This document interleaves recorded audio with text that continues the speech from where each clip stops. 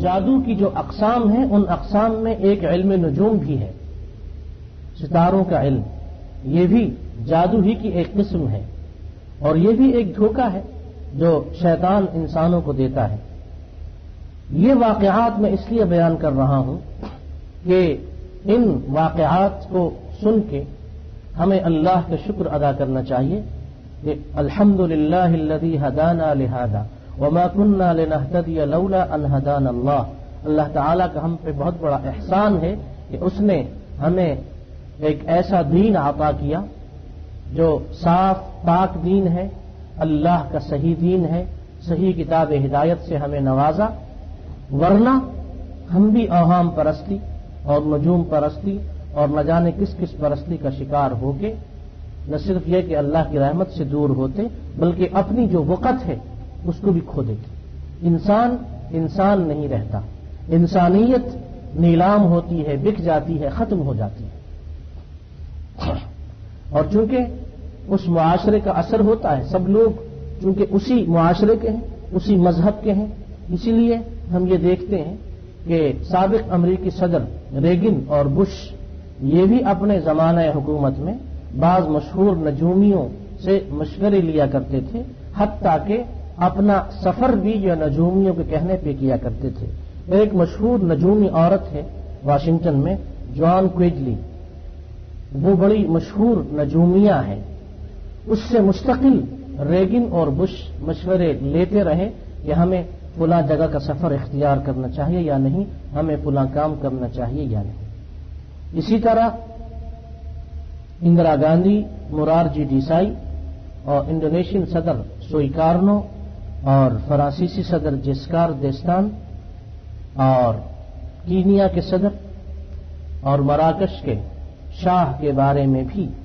یہ اطلاعات اخبارات میں آ چکی ہیں کہ یہ لوگ باقاعدہ نجومیوں کے مشورے سے سارے کام کرتے تھے، حتیٰ کہ کھانا بھی ان کے حکم اور مشورے سے کھایا کرتے تھے۔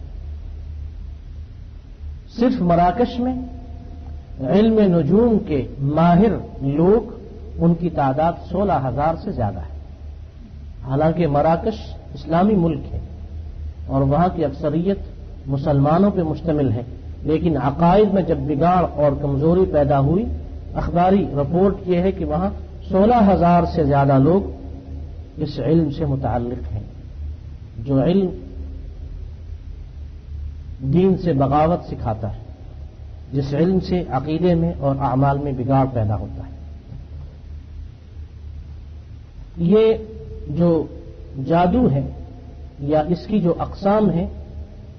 یہ ہر جگہ موجود ہیں۔ عموماً کمزور عقیدے کے لوگ اور بعض اوقات پریشان حال لوگ اس قسم کے دجالوں اور جھوٹوں کے جھوٹ اور دجل اور فریب کا شکار بنتے ہیں۔ خود عرب ممالک میں، خلیجی ممالک میں یہ کاروبار بڑے زوروں پر ہے۔ اس وقت جادو کے 3 اہم مراکز ہیں، مراکش، المغرب، اور یہ المغرب العربی، مراکش اور الجزائر اور تیونس وغیرہ سب اس میں شامل ہیں، لیکن اس وقت جو مرکز ہے بڑے بڑے جادوگروں کا وہ مغرب ہے، یعنی مراکش۔ اور دوسرے نمبر پہ سوڈان ہے جہاں کثرت سے جادو کیا جاتا ہے، اور اس وقت بڑے بڑے جادوگر سوڈان میں موجود ہیں۔ اور تیسرے نمبر پہ افریقہ کے بعض ممالک ہیں، جبکہ کویت، امارات، عمان، اردن، یمن اور بعض دوسرے عرب ممالک میں بھی یہ کام ہوتا ہے۔